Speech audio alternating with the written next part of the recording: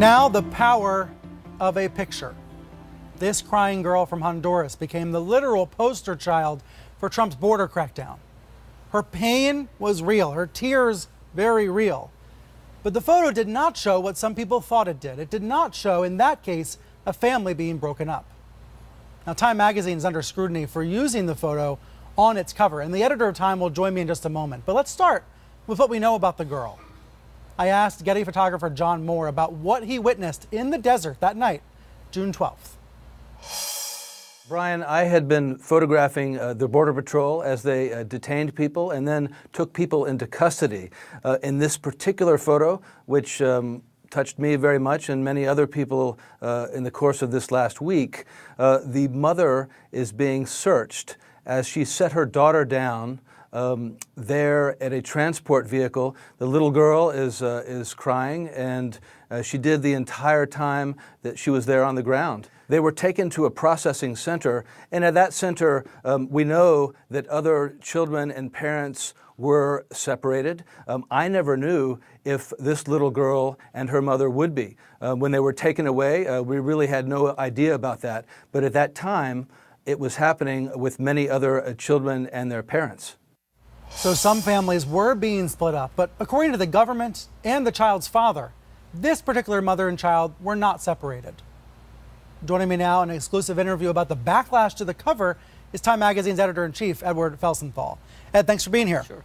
As soon as it was revealed through an interview with the child's father that the family had not been separated, there was a really strong right-wing backlash to your cover, including from the Trump administration. Did you make a mistake by having this crying girl on the cover? Look, I think John Moore's photo was and will remain an iconic one. We chose the photo because this little girl became the face of this story on front pages and home pages and TV screens but and maybe Facebook she feeds. shouldn't have been the face of this story if she wasn't separated from her mom.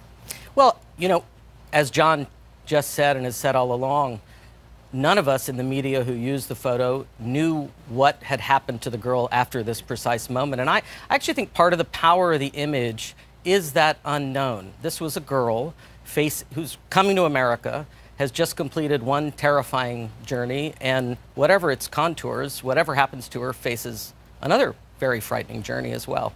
But by Monday of this week, we knew that she hadn't been separated from her mom. In fact, on Tuesday, you all issued a correction to a web story about that. I don't believe the case. We did make an error, which obviously I regret and hate making errors anytime. Sure. But we made an error on a web story early in the week, not part of the cover package, in which we said that the mother had been separated, and we quickly and transparently corrected that. We didn't know, nobody using this photo knew on Monday or Tuesday that they had not been separated. Well, we knew according to the government they had not been separated, but by Monday, CNN reported according to the government they had not been separated. Now, I understand we should be skeptical of what the government's saying when it comes to this story.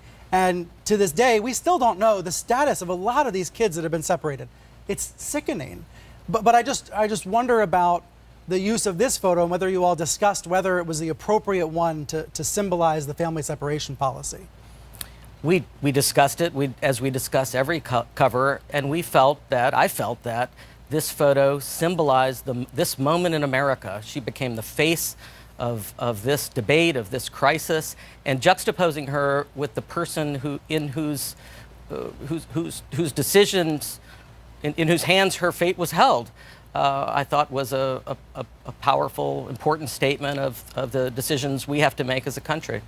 Press Secretary Sarah Sanders responded to this controversy on Friday. Here's part of what she wrote. She said, "It's shameful that Dems and the media have exploited this photo of a little girl to push their agenda. She was not separated from her mom. The separation here is from the facts." Has this done damage to Time Magazine?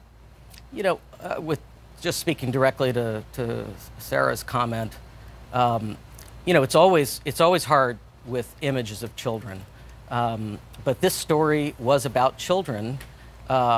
It's hard, it's complicated, but I was struck by the comment of the father, who in a couple of his interviews late in the week said that he was proud and pleased that his daughter had become a symbol of this of something bigger than herself. And he said he hoped that the picture had touched Trump's heart. And to be clear, the damage done to these families is so much bigger of a story than what happened undercover. I am not trying to claim otherwise. But let's look at some of how the right-wing media has portrayed this. I mean, here's the Daily Caller saying the media's narrative about family separation at the border has been completely demolished, as the truth behind a viral photo of a crying child tells a completely different story. This was the top story on pro-Trump websites on Friday. It's still a top story in some of these sites now. I mean, they're using this one issue to try to distract from what is a disgusting situation at the border. Well, I dare say the photos, gets back to what you were just discussing with Norm, the photos we're not seeing are far more disturbing than the photos we are seeing. And that's part of what's happening here as well. What is Time doing to try to get access at the border? I assume you're trying. We have been. Haley Edwards on our staff has been covering this issue for months.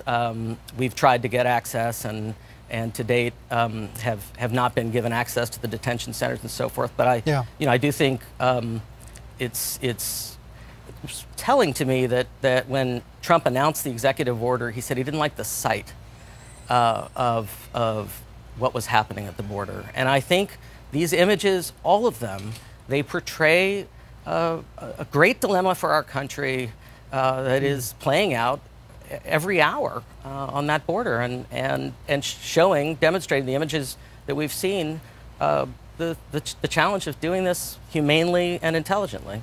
I wonder, given the president's well-known readership of Time magazine for decades, do you think about him seeing the cover when you're producing it these days?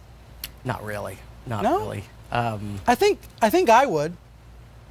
I would think about, hey, the president might see this. I'm certainly aware of his interest in the cover and the way he talks about the cover and has talked about the cover. I suppose I would say it doesn't affect what we decide to do on the cover. It's not aimed at him. And the governor of Mississippi this morning, Phil Bryant, came out and said it's time for everyone to cancel their subscription to this fake news rag. You can put up on screen his tweet. He's calling you out for this cover issue. Has the magazine been hurt? Read the coverage, read the reporting. We did make a mistake, and obviously I regret that mistake and wish we hadn't made it, but we fixed it. We fixed it quickly, as all responsible media outlets do, and our coverage has been fair and thorough, and will continue to be. The president, of course, when he attacks media outlets or makes mistakes, very, very rarely corrects them. So I think it's so important to reinforce that we do correct our errors. Yeah. Great to see you. Nice to see you. Thank you for being here. Thanks for having me.